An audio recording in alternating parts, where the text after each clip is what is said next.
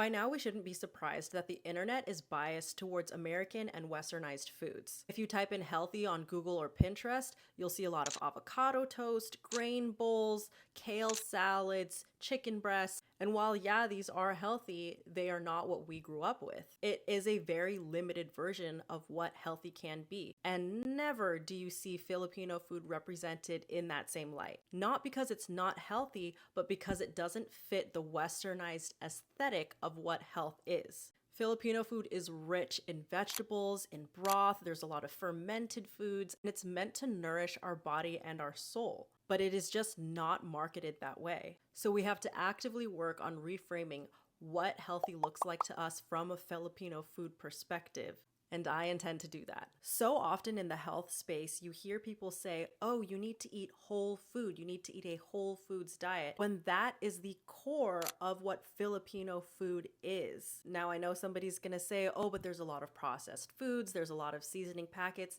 Yes, but it was not always this way. I'll give you 3 different Filipino food examples. Number 1, pinakbet. Everybody will tell you this is the most vegetables and the most whole foods that you can get from a diet, packed with a ton of vegetables. All of these vegetables, lots of fiber and lots of antioxidants. Number 2, mongo. You can make this plant-based. You do not have to add pork or any sort of meat or shrimp in it if you don't want to. And if you pair it with rice, which Filipinos often do, that creates a complete protein. Add in some marunggay leaves, or if you don't have marunggay leaves, put spinach, then you have yourself a really great fiber-forward powerhouse. And lastly, number 3, sinigang. One of my absolute favorites. This is a prime example of where processed foods does come in.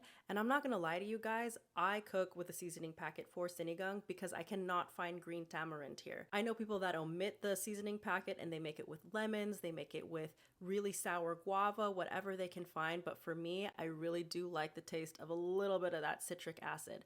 But the answer is I'm not eating the seasoning packet every single day. I'm sprinkling it in every once in a while on rotation with other Filipino foods that are not as heavily processed. So yes, the answer is Filipino food at its core is a whole foods diet, and we need to start looking at it that way too. So let's change the way that we look at our own food and start reincorporating it back into our lives.